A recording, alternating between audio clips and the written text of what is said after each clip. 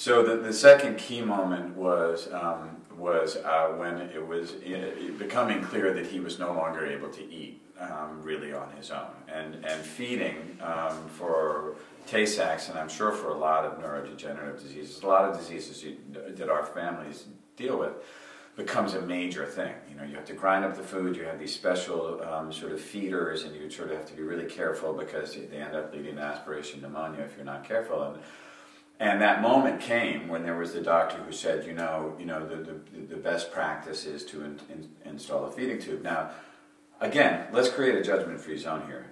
Every family needs to make the decision that they are comfortable with, that they feel is what they're getting from their child in the moment, and shaping with their child the experience that they want their child to have. For us, we had decided that we wanted to be at home and we wanted to have a non-invasive. It meant a shorter life for him, right? And that was the choice that we made, but that was the type of life that we wanted to And that was the call that we had, the four of us together. Yeah. We had a call specifically to discuss where each of the two families had come down on this intervention.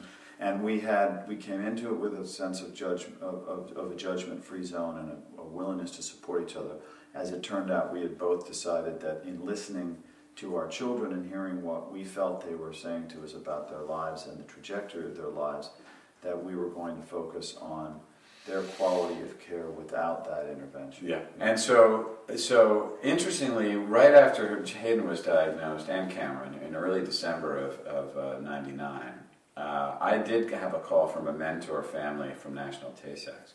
And we'd already had doctors say to us, well, the time will come when you put in a feeding tube. And so I just thought that was what happened. And I hadn't thought about it. I didn't really know what it meant, right? So I said something like that to the father, and there's a long pause. And it's interesting because I never really had a chance to apologize to him. But he said, actually, that's not a choice that we made. And with a lot of compassion, and said, we chose to have a life where he was at home, and we weren't, it felt more invasive than we wanted, and you don't have to make that choice.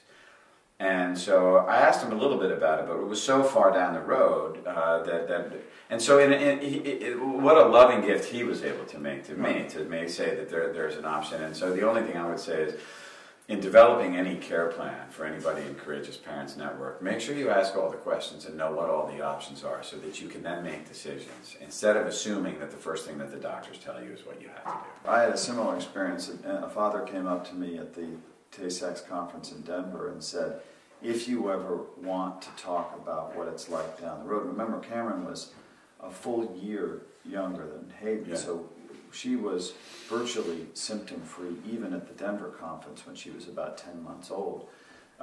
He said, when the time is right, give me a call. I'd met him for 5 minutes, and he said, call me, and I can walk you through the decisions we made and what it felt like. And I knew the decisions he'd made. He and his wife had chosen a path that was very similar to the one we ended up choosing. And I was the kind of person that wanted to know, so I called him within a couple of weeks. She was far before she had symptoms, and it was the same thing. We were able to learn from them what they chose, why they chose it, how it felt, how it progressed, and it just resonated with the way we were feeling about Cameron's life. So it was reinforced by the four of us, but it was a larger network of parents that helped us with that key decision.